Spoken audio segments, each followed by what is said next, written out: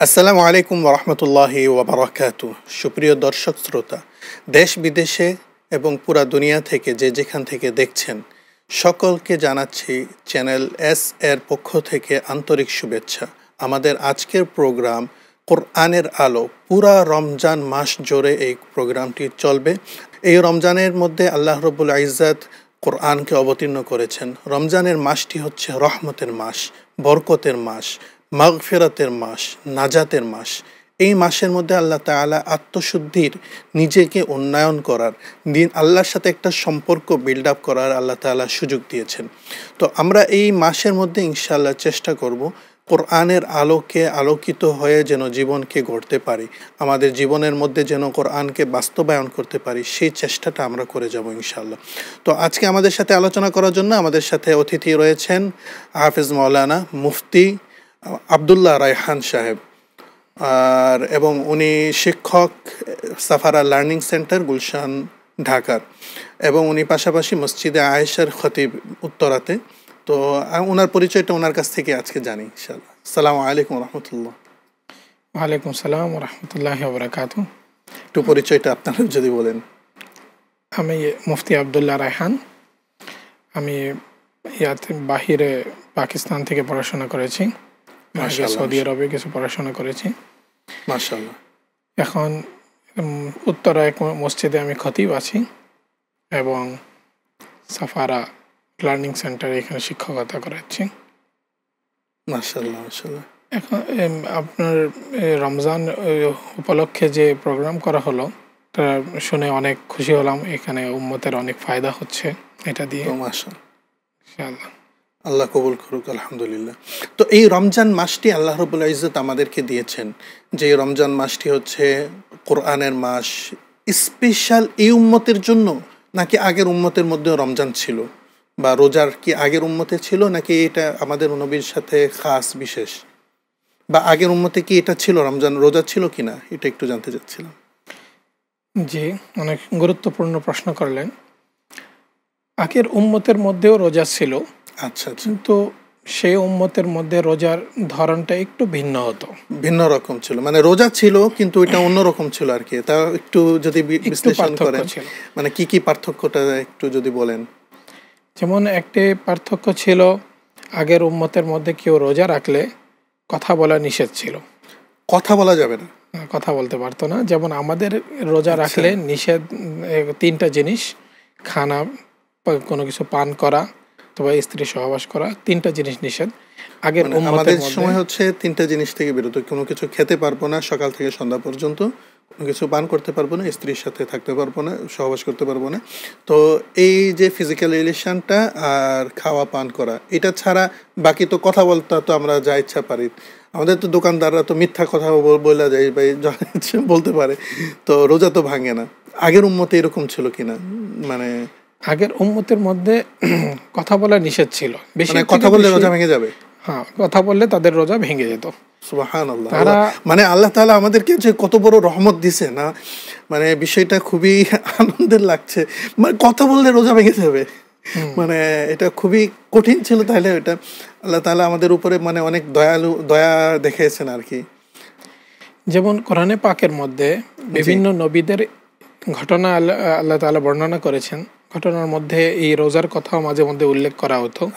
যেমন হযরত মারিয়াম আলাইহিসসালাতু ওয়াসসালামের একটা ঘটনা উল্লেখ করেছেন, হযরত জাকারিয়া ইসলামের একটা ঘটনা উল্লেখ করেছেন। জাকারিয়া ইসলাম যখন উনি সন্তানের জন্য দোয়া করেছিলেন হযরত ইয়াহইয়া ইসলামের ব্যাপারে, তখন আল্লাহ রাব্বুল ইজ্জত ওনাকে একটি আরশাদ করলেন যে আল্লাহ তুকাল্লিমান নাস সালাসাতা আইয়ামিন ইল্লা রমজা। আপনি ইশারা করে, ইঙ্গিত করে আপনি কথা বলতে পারবেন। 3 দিন আপনি রোজা রাখবেন, 3 দিনে ইশারা দিয়ে, ইঙ্গিত দিয়ে কথা বলতে পারবেন। এর চেয়ে বেশি আপনি কথা বলতে পারবেন না। মানে মুখে কথা বলা যাবে না, ইশারা ইঙ্গিতে মানে কথা বলা যেতে পারে। মানে ইশারা দিয়ে, বা পানি পান করার একটা ইশারা, বা রোজা তো পানি পান করা যাবে না, যে আমি রোজা আছি। আচ্ছা, ইশারা করতেন যে আমি রোজা আছি, কথা বলতে পারবো না, অমুকের সাথে কথা বলো, বা একটা ইশারা ইঙ্গিত করতেন। এরকমই হযরতে মারিয়াম আলাইহিস সালামের একটা ঘটনা আল্লাহ তাআলা উল্লেখ করেছেন, ওনার নামে পুরো সূরা নাজিল করেছেন, সূরা মারিয়াম। আল্লাহ তাআলা রাসূলুল্লাহ সাল্লাল্লাহু আলাইহি ওয়াসাল্লামকে বললেন, উযকুর ফিল কিতাবে মারিয়াম, আপনি হযরতে মারিয়াম আলাইহিস সালামের ঘটনাটা সাহাবাদের সামনে বর্ণনা করুন। ইযিন তাবাজাত মিন আহলিহা মাকানান শারকিয়্যা, উনি বাইতুল মাকদাসের একদম পূর্ব দিকে একটি জায়গায় উনি গোসল করতেন, ইস্তেঞ্জা করতেন, সেদিকে একদিন গিয়েছিলেন। তো আল্লাহ তাআলা হযরত জিবরাইল আলাইহিস সালামকে পাঠাইলেন, ফারসালা লাহা বাশারান সাওয়িয়্যা, উনি একদম মানুষের সুরতে, একদম যুবক সুরতে উনি চলে আসছেন ওনার সামনে হঠাৎ করে, মানে কোন একদিক থেকে মানুষের বেশে আসছেন, মানুষের বেশে এসেছেন। তো হযরত মারিয়াম আলাইহিস সালাম উনি ভয় পেয়ে গেলেন, বললেন, একজন নারী কুমারী নারী তো একটা ভয় পাবে স্বাভাবিক, হঠাৎ করে একটা আজনবী পুরুষকে দেখলে। তিনি বললেন যে ইন্নী আউযু বিক রাহমানি মিনকা ইন কুনতা তাকিয়্যা, আপনি আল্লাহকে ভয় করেন, আপনি এখান থেকে চলে যান, আমি আল্লাহর আশ্রয় চাচ্ছি। উনি বলে ইন্নামা আনা রাসূলু রাব্বিক, হযরত জিবরাইল আলাইহিস সালাম বললেন, আমি কোনো মানুষ নই, আমি তো আল্লাহর পক্ষ থেকে ফেরেশতা, আমি মানুষের বেশে এসেছি, আল্লাহর পক্ষ থেকে একজন ফেরেশতা দূত হিসেবে এসেছি। বলে আচ্ছা কেন আসলেন? লিআহাবা লাকি গুলামান যাকিয়্যা, আপনাকে এক পুত্র সন্তানের সুসংবাদ দিতে এসেছি। মাশাআল্লাহ। হযরত মারিয়াম আলাইহিস সালাম বললেন, আন্না ইয়াকুনু লি গুলাম, আমার সন্তান কিভাবে হতে পারে? লাম ইয়ামসাসনি বাশার, আমার তো কোনো নিকাহ হয় নাই, বিবাহ হয় নাই আমার। ওয়ালাম আকু বাগিয়্যা, আমাকে কোনো পুরুষ স্পর্শ করে নাই আজ পর্যন্ত, আমার জিনা ব্যভিচারও করি নাই, কোনো বিবাহ হয় নাই, কোনো পুরুষ আমাকে স্পর্শ করে নাই, আমার বাচ্চা কিভাবে হতে পারে? তা হযরত জিবরাইল আলাইহিস সালাম বললেন, ক্বালা কাযালিক, এভাবেই হবে। ক্বালা রাব্বুক হুয়া আলাইয়া হায়্যিন ওয়া কানা আমরান মাকদিয়্যা, এটা আল্লাহ তাআলা ফয়সালা করে ফেলছেন, আর আল্লাহর জন্য এটা কোনো কঠিন বিষয় না, একদম সহজ একটা বিষয়, আর এটা হবেই।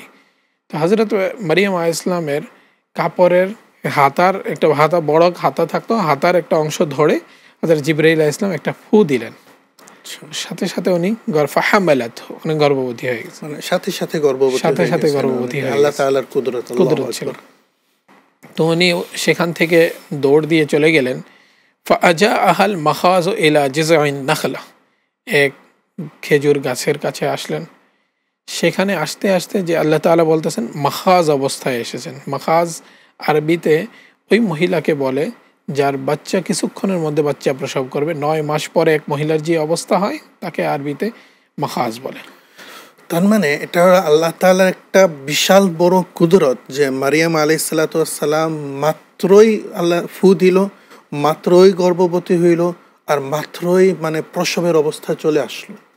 জি, মানে এটা আল্লাহর কুদরত ছাড়া তো কখনো পসিবল না। অবশ্যই এই জিনিসটাই বোঝানোর জন্য আল্লাহ তাআলা ফা শব্দ ব্যবহার করছে, ফাহামালাতহু ফান্তাবাযাত বিহি ফাআজা আহাল মাখা, এরপর এটা হয়েছে, এরপর এটা হয়েছে, এরপর এটা হলো, মানে একটা সিকোয়েন্সি মেনটেন করে, মানে প্রথমেই সাথে সাথে হামালাত, মানে উনি গর্ভবতী হলেন, ফান্তাবাযাত বিহি এখান থেকে বের হলেন, ফাআজা আহাল মাখাদু ইলা জিযআইন নাখলা, এখন খেজুর গাছের নিচে এসে বসলেন।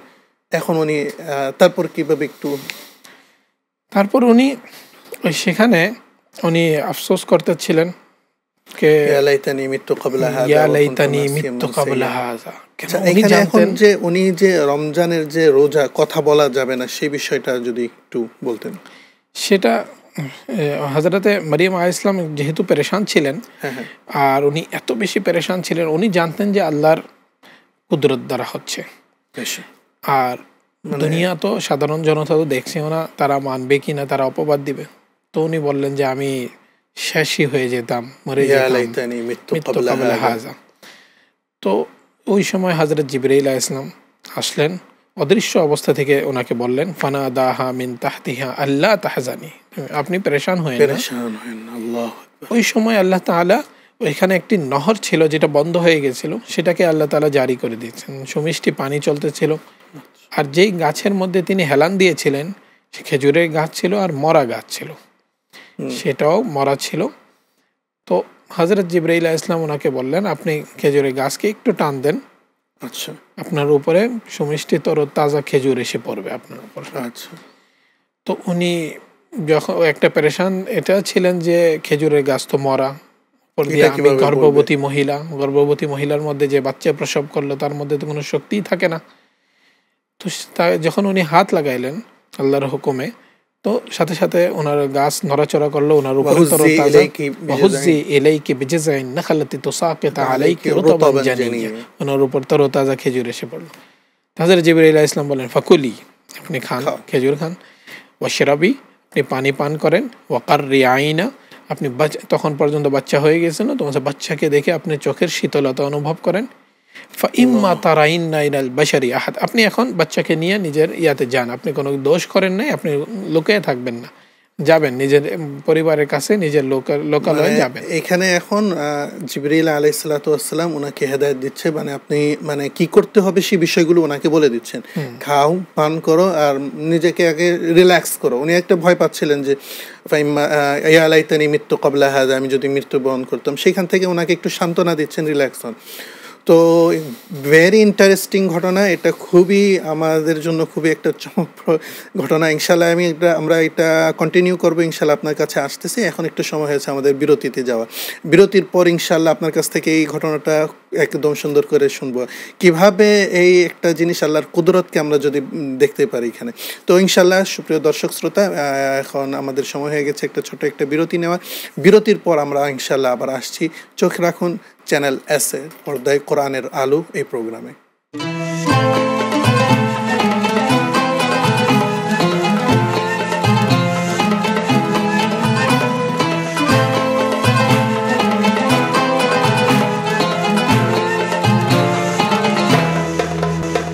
আসসালামু আলাইকুম রহমতুল্লাহি ওয়া বারাকাতুহু। সুপ্রিয় দর্শক শ্রোতা, বিরতির পর আবার আমরা আমাদের প্রোগ্রামে চলে আসলাম, কোরআনের আলো। আমরা পুরা মাস জুড়ে ইনশাল্লাহ এই প্রোগ্রামটা চলবে। চ্যানেল এস এর পর্দার মধ্যে আপনারা দেখতে পাবেন কোরআনের আলোর প্রোগ্রাম, যেখানে আমরা কিভাবে কোরআনের আলোতে নিজের জীবনকে আলোকিত করব। তো আমরা বিরতির পূর্বে শুনছিলাম আমাদের মেহমানের কাছ থেকে ঘটনা, হযরত মারিয়াম আলাইহিস সালামকে একদিনের ভিতরে আল্লাহ তাআলা কিভাবে ওনাকে গর্ভবতী করেছেন, এবং সাথে সাথেই উনি মানে 9 মাস পার হওয়ার পরে যে অবস্থা, গর্ভ প্রসব করবা সেই অবস্থা হইলেন, এবং সাথে সাথে বাচ্চা ওনার জন্ম দিয়ে দিলেন। তো ওই ঘটনাটা শুনছিলাম ইনশাল্লাহ। তো মুফতি সাহেব, কী অবস্থা ইনশাল্লাহ? তারপরে জিবরিল আলাইহিস সালাতু ওয়াস সালাম কি বললেন আর কি? ওনাকে সান্ত্বনা দিলেন, ফাকুলি ওয়াশরাবি ওয়াকাররি আইনা। তারপরে বললেন যে আপনি বাচ্চাকে নিয়ে আপনার এলাকায় যান, লোকালয়ে যান। তো যখন কেউ আপনাকে কিছু প্রশ্ন করবে, ফাইম্মা তারাইন্না মিনাল বাশারি আহাদ ফাকুলি ইন্নী নাযারতু লির-রাহমানি সাওমান ফালান উকাল্লিমাল ইয়াওমা ইনসিয়্যা। আপনি লোকালয়ে যান, যখন কেউ কথা বলতে চাবে আপনি বলবেন কি আমি আল্লাহর জন্য আজকে রোজা রেখেছি, আজকে আমি কোনো কথা বলতে পারবো না। ইশারা দিয়ে, ইঙ্গিত দিয়ে এটা বুঝিয়ে দেবেন। ইশারা ইঙ্গিতে তখন কথা বলে, রোজা রাখছি মানে আমি কথা বলতে পারবো না, মুখে কথা বলতে পারবো না, মুখে কথা বলে ইশারা ইঙ্গিত দিয়ে বুঝিয়ে দিচ্ছেন। আচ্ছা। তো উনি বাচ্চাকে নিয়ে যখন আসলেন, তো লোকেরা অনেক প্রশ্ন করলো কি আপনি বাচ্চা কোথা থেকে আসলেন। মানে এটা তো স্বাভাবিক হয় না, একটু আগে যখন বাইরেছেন তখন মানে নর্মাল, এখন বাচ্চা নিয়ে আসছেন এটা। কালাত ইয়া মারিয়াম লাকাদ জিতি শাইআন ফারিয়া, তারা বলল যে আপনি কি কাণ্ড করে আসলেন। মা কানা আবুকে ইমরাআ সাউইন ওয়া মা কানাত উম্মুকি বাগিয়া, আপনার পিতা মাতা তো অনেক নেক মানুষ ছিলেন। ওনার পিতা হযরত ইমরান বাইতুল মাকদাসের ইমাম ছিলেন। তো আপনি কি কাণ্ড করে আসলেন? তো উনি ফাশারাত ইলাইহি, উনি ইশারা করলেন যে তো আমি রোজা রেখেছি, তোমরা বাচ্চার সঙ্গে কথা বলো। আচ্ছা, বাচ্চার সঙ্গে কথা বলবে। তো একদম নওমৌলুদ বাচ্চা যে মাত্র জন্মগ্রহণ করেছে, তার সঙ্গে কথা বলার জন্য ইশারা করে দিলেন। তারা বলল কাইফা নুকাল্লিমু মান কানা ফিল মাহদি সাবিয়্যা, এই বাচ্চার সঙ্গে আমরা কিভাবে কথা বলবো, সে তো মাত্র জন্ম হয়েছে। এই শোর চলতেছিল, তারা অনেকজনে মিলে কথাবার্তা বলতেছিল, আর হযরত মারিয়াম আলাইহিস সালাম বাচ্চা নিয়ে একা মাঝখানে। এই অবস্থায় হঠাৎ করে হযরত ঈসা আলাইহিস সালাম, যিনি বাচ্চা ছিলেন, তার আল্লাহ তাআলা বাকশক্তি খুলে দিলেন। তার আওয়াজ সবার আওয়াজের উপর বুলন্দ হয়ে গেল, উঁচু হয়ে গেল। তার আওয়াজে উনি বললেন ইন্নী আব্দুল্লাহ আতানিয়াল কিতাব ওয়া জাআলানি নাবিয়্যা ওয়া জাআলানি মুবারাকান আইনামা কুনত ওয়া আওসানি বিস-সালাতি ওয়াজ-যাকাতি মা দুমতু হাইয়্যা ওয়া বাররাম বিওয়ালিদাতি ওয়া লাম ইয়াজআলনি জাব্বারান শাকিয়্যা ওয়াস-সালামু আলাইয়া ইয়াওমা ওয়ুলিদতু ওয়া ইয়াওমা আমুতু ওয়া ইয়াওমা উবআসু হাইয়্যা যালিকা ঈসা ইবনু মারইয়াম। আল্লাহ তাআলা এখানে হযরত ঈসা ইসলামের পূর্ণ বক্তৃতাকে উল্লেখ করলেন। এই এতটুকু যতটুকু কোরআনে আসছে, মানে ইন্নী আব্দুল্লাহ থেকে যালিকা ঈসা ইবনে মারইয়াম, এটা ঈসা আলাইহিস সালাতু ওয়াসসালামের বক্তৃতা ছিল, যেটা একদিন বয়সে ঈসা আলাইহিস সালাতু ওয়াসসালাম এই বক্তৃতা দিচ্ছেন। সুবহানাল্লাহ। আচ্ছা, আপনি একটু ব্যাখ্যাটা করে দিন। এখানে উনি বললেন যে আমি আল্লাহর বান্দা, আব্দুল্লাহ, আমি আল্লাহর বান্দা। এখানে এটাও পরিষ্কার করে দিলেন কি আমি আল্লাহর পুত্র নই। ভবিষ্যতে খ্রিস্টানরা ওনাকে আল্লাহর পুত্র বলেছেন, কালাতিন নাসারা মাসীহ ইবনুল্লাহ। এই জিনিসটাও আল্লাহ তাআলা ওনাকে দিয়ে বলিয়ে দিলেন। প্রথম দিন থেকে বলতেছে যে কোথাও আমার আল্লাহর পুত্র ভাইব না, হ্যাঁ আমি আল্লাহর বান্দা। আর এই বক্তৃতার শেষে আল্লাহ তাআলা এটা বলে দিলেন, যালিকা ঈসা ইবনে মারইয়াম, উনি মারইয়ামের পুত্র ঈসা, আল্লাহর পুত্র নয়। আল্লাহু আকবার। মানে কোরআনের যে আমরা যদি ডিপে যাই, দর্শক শ্রোতা একটু খেয়াল করবেন, কোরআনের ডিপে গেলে যে কতটুকু নলেজ আমরা জানতে পারি। দেখেন, মানে কথাটা কিভাবে শুরু করছেন। শুরুতে একবার বলতেছে আমি আল্লাহর বান্দা, শেষেও বলতেছে আমি মারিয়ামের পুত্র, আল্লাহর পুত্র না। এরপরও কিভাবে খ্রিস্টানরা বা যারা ঈসা আলাইহিস সালামকে যে আল্লাহর পুত্র দাবি করে, সেটা কতটুকু ভুল বা কিভাবে দাবি করার কোনো তো যুক্তি থাকে না। এরপর বলে এই ঘটনার মধ্যে আল্লাহ তাআলা এইটা জিনিস উম্মতকে জানিয়ে দিলেন কি আগের উম্মতের মধ্যে যখন তারা রোজা রাখতেন, যেমন মারিয়াম ইসলাম রোজা রেখেছিলেন, হযরত জাকারিয়া ইসলাম রোজা রেখেছিলেন, ওনাদের জন্য কথা বলা নিষেধ ছিল, ইশারা ইঙ্গিত দিয়ে কথা বলার অনুমতি ছিল। এক তো তাদের রোজা হতো 24 ঘন্টার, মানে অনেক লম্বা সময় রোজা রাখতো, ইফতারি থেকে ইফতারি পর্যন্ত। মানে আর ইফতারিটা কখন হইতো? মানে রাত্রিবেলায়, মাগরিবের পরে থেকে যখন ওয়াক্ত রাত অন্ধকার হয়ে যেত, তখন থেকে দ্বিতীয় রোজা শুরু করে ধরা হতো। আচ্ছা, তার মানে আমাদের রোজাটা হচ্ছে ফজর, মানে সুবহ সাদেক থেকে সূর্য অস্ত যাওয়া পর্যন্ত, মানে মাগরিব পর্যন্ত, সুবহ সাদেক থেকে মাগরিব পর্যন্ত দিনের বেলাটা। আর তাদেরটা ছিল মানে 24 ঘন্টাই। জি, মানে ইফতারি করলাম, রাত্র অন্ধকার হইল, এখন থেকে আবার দ্বিতীয় দিনের রোজা শুরু। জি, মানে 24 ঘন্টায় একবারই খাবার। জি, এটা শুরুর দিকে আমাদের উম্মতেও এই রোজাই ফরজ হয়েছিল। আচ্ছা, শুরুর দিকে প্রাথমিক দিকে সাহাবায়ে কেরামরা এই রোজাই রাখতেন। তখন রাসূলুল্লাহ সাল্লাল্লাহু আলাইহি ওয়াসাল্লামের যুগে দুই একটা ঘটনা ঘটেছিল। যেমন একটা ঘটনা হাদিসে উল্লেখ আছে, হযরত কাইস ইবনে সামুরা রাদিয়াল্লাহু তাআলা আনহু এক সাহাবী ছিলেন, তিনি উট চড়াইতেন। আচ্ছা, উট চড়াইতে চড়াইতে কাহিল হয়ে উনি বিকালের দিকে বাসায় আসলেন ইফতারির জন্য। স্ত্রীকে জিজ্ঞাসা করলেন কোন ইফতারির ব্যবস্থা আছে? তার স্ত্রী বললেন যে না, তেমন তো কোনো ব্যবস্থা নাই, একটু আমি করতেছি, আপনি একটু অপেক্ষা করেন। তিনি অপেক্ষা করলেন, সারা দিনের উনি কাহিল ছিলেন, তিনি শুয়ে গেলেন এবং তার চোখ লেগে গেল, ঘুমিয়ে গেলেন। আর রোজা আর একটু অন্ধকার হয়ে গেছে। উনি যতক্ষণে উনি ইফতারি তৈরি করে আনলেন, ততক্ষণে উনি ঘুমিয়ে গিয়েছিলেন। আর এইটাই হয়তো যখন কারোর চোখ লেগে যেত, আর একটু অন্ধকার হয়ে গেলে এরপরে রোজা ধরা হয়তো, বাস এরপরে জাগ্রত হয়েছে, নতুন রোজা শুরু হয়ে গেছে। এর আগে তো উনি খানা খাইতে পারেন নাই, ওনার স্ত্রী ইফতারির ব্যবস্থা করতে করতে সময় হয়ে গেছে, আর ততক্ষণে উনি ঘুমিয়ে পড়েছিলেন। আচ্ছা, এখন যখন ওনার স্ত্রী এসে উঠাইলো যে তুমি ঘুমিয়ে পড়ছো, বাহিরে দেখো অন্ধকার হয়ে গেছে, তো তিনি আর ওই দিন ইফতারিও করতে পারেন নাই। পরের দিনের রোজা এমনিতেই শুরু হয়ে গেছে। এর পরের দিনও উনি উট চড়াইতেছিলেন। আর জোহরের নামাজের সময় যখন মসজিদে নববীতে আসলেন, সুন্নত নামাজ পড়তেছিলেন, তখন উনি দাঁড়াইতে পারতেছিলেন না। আল্লাহ নবী দুই দিনের রোজা একসাথে হয়ে গেল, দিনের বেলা তো কাজ করতেছেন। তো এখন রাসূলুল্লাহ সাল্লাল্লাহু আলাইহি ওয়াসাল্লাম ওনাকে জিজ্ঞাসা করলেন, তোমার এই অবস্থা কেন? রাসূলুল্লাহ সাল্লাল্লাহু আলাইহি ওয়াসাল্লাম ওনার অবস্থা দেখে চিন্তিত ছিলেন যে তার উপর রোজা ভারী হয়ে যাচ্ছে, কষ্ট হয়ে যাচ্ছে, এরকম আরো অনেক জনের উপরে কষ্ট হচ্ছে। তো ওই সাহাবী বললেন, আসলে ইয়া রাসূলুল্লাহ, হযরত কাইস ইবনে সামুরা রাদিয়াল্লাহু তাআলা আনহু বললেন, আমি গতকাল আসলে ইফতারি করতে পারি নাই, রোজার প্রস্তুতি নিতেও পারি নাই, তো আমার দুই রোজা একসাথে হয়ে গেছে। এই ঘটনাতে রাসূলুল্লাহ সাল্লাল্লাহু আলাইহি ওয়াসাল্লাম একটু চিন্তিত হলেন, উম্মতের জন্য দোয়া করলেন। এরকম দুই একটা ঘটনা আরও ঘটেছে। তারপর আল্লাহ তাআলা কোরআনে পাকের এই আয়াত নাজিল করলেন আর রোজাকে সহজ করে দিলেন। ফাকুলু ওয়াশরাবু হাত্তা ইয়াতাবায়্যানা লাকুমুল খাইতুল আবয়াযু মিনাল খাইতিল আসওয়াদি মিনাল ফাজর সুম্মা আতিমুস সিয়ামা ইলাল লাইল।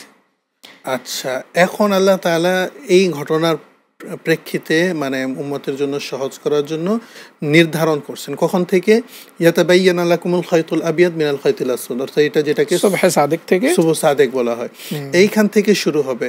সুম্মা আতিম, এখন থেকে রোজা শুরু করলাম, শেষ করব কোথায়? সুম্মা আতিম্মুস সিয়ামা ইলাল লাইল, যেখান থেকে রাত শুরু হয়, রাত শুরু হওয়া পর্যন্ত, মানে মাগরিবের ওয়াক্ত শুরু হয় যেখান থেকে রাত শুরু হওয়ার আগ পর্যন্ত আপনি ইয়া করবেন আর কি। তাহলে রমজানের যে একটা বিষয় রয়েছে, মানে এটা অনেকের মধ্যে একটা মানে আজান থেকে শুরু হবে, আজানে শেষ হবে, এটা কিন্তু মূল নিয়ম না। মূল নিয়মটা আল্লাহ তাআলা যেটা দিয়েছে সেটা হচ্ছে সূর্য সুবুহ সাদেক হওয়া, ইয়াতাবাইয়ানা লাকুমুল খায়তুল আবিয়াদু মিনাল খায়তিল আসওয়াদি মিনাল ফাজর, যেটা সকালবেলায় যখন সুবুহ সাদেক হয় এইখান থেকে শুরু হবে, আর পরে শেষ হবে কোথায়? রাত শুরু হওয়ার আগ পর্যন্ত। ইলাল লাইল, ইলা এখানে গায়া মুগিয়ার ভিতরে যে দাখিল নাই আর কি। এখানে অ্যাকচুয়ালি উনি ইফতার করতে পারে নাই না, এই প্রেক্ষিতে আয়াতটা নাযিল হয়েছে আপনি কখন পর্যন্ত খেতে পারবেন, মানে ইফতারের সময় থেকে খাওয়া শুরু, ফাকুলু ওয়াশরাবু হাত্তা ইয়াতাবাইয়ানা লাকুমুল খায়ত, মানে এই খাওয়ার সময়টা আল্লাহ তাআলা বলছেন সকাল পর্যন্ত, মানে রাত্রি সারা রাত্রটা। এখন ইফতার থেকে শুরু করলাম, খাওয়া শুরু করলাম, ইফতারটা লম্বা হয়ে ফজর পর্যন্ত গেছে, সুবহ সাদেক পর্যন্ত, এখন আমি খেতে পারবো, সারা রাত্র এটা খাওয়ার সুযোগ রয়েছে। বাকি টাইমটা যেটা রোজার ছিল ওইটা রোজা রেখে দিয়েছেন। তো আলহামদুলিল্লাহ, সুপ্রিয় দর্শক শ্রোতা, আমরা বুঝতে পেরেছি মুফতি সাহেবের কথায় এই উম্মতের উপরে আল্লাহ তাআলা যে কতটুকু মেহেরবানি দিয়েছেন, মানে রহমত, আল্লাহর বরকত। একটি হচ্ছে আমরা মিথ্যা কথা বললে আমাদের রোজা ভাঙবে না, তাদের জন্য ছিল সত্য কথা বললে রোজা ভেঙে যাবে, ঠিক আছে? মানে না, এর অর্থ এর নয় যে আমরা মিথ্যা কথা বলবো। আল্লাহ তাআলা আমাদেরকে মানে সঠিক পথ দেখা, যে অবশ্যই সর্ব অবস্থায় সত্য কথা বলতে হবে। তো সত্য কথা বলবো, এবং রমজানের মধ্যে যে এই জিনিসটা যে সহজ করছে যে আমরা কথা বলতে পারবো, আরেকটা জিনিস সহজ করেছেন হচ্ছে আমরা সারা রাত্র যত ইচ্ছা খেতে পারবো। মানে রোজার সময়টা হচ্ছে আল্লাহ কমায় দিয়েছেন শুধু দিনের বেলায়। এই উম্মতের জন্য আল্লাহ তাআলা এতগুলো মেহেরবানি, এতগুলো আল্লাহ তাআলার রহমত এই উম্মতের উপরে। এই রহমত এবং এই মেহেরবানি, এই দয়া থাকার পরেও যদি আমরা এই রমজান মাস থেকে নিজেকে উপকৃত না করতে পারি, নিজেকে যদি আল্লাহর কাছে কবুল না করতে পারি, তাহলে এটা আমাদের জন্যই আসলে আমাদের জন্য এটা খারাপ একটি বিষয় হয়ে দাঁড়ায়। তো আল্লাহ রাসূল সাল্লাল্লাহু আলাইহি ওয়াসাল্লামও বদদুয়া দিয়েছেন, যে ব্যক্তি রমজান মাস চলে আসলো, রমজান মাসে সে নিজেকে ক্ষমা করাতে পারলো না, সে ধ্বংস হোক। তো এই জন্য আমাদের উচিত এই মাসটাকে আমরা গনিমত মনে করি এবং এই মাসের সুযোগকে কাজে লাগিয়ে নিজেকে কোরআনের আলোয় আলোকিত করি, দিনকে যেন আমার জিন্দগির মধ্যে কায়েম করতে পারি, সেইটা আমরা চেষ্টা করে যাব। শুদ্ধভাবে কোরআন তেলাওয়াত করব এবং কোরআনের যে মর্মটা আছে সেই আলোয় জীবনকে আলোকিত করব। এই আশায় ইনশাআল্লাহ আজকের এই আলোচনা আমরা শেষ করছি, আজকের প্রোগ্রাম। তো ইনশাআল্লাহ পুরো মাস জুড়ে আমাদের প্রোগ্রাম রয়েছে কোরআনের আলো। কালকের দিন ইনশাআল্লাহ ঠিক একই সময় চ্যানেল এস-এর মধ্যে এই প্রোগ্রামকে দেখার জন্য আমন্ত্রণ জানিয়ে আমরা শেষ করছি। আসসালামু আলাইকুম ওয়া রাহমাতুল্লাহি ওয়া বারাকাতুহু।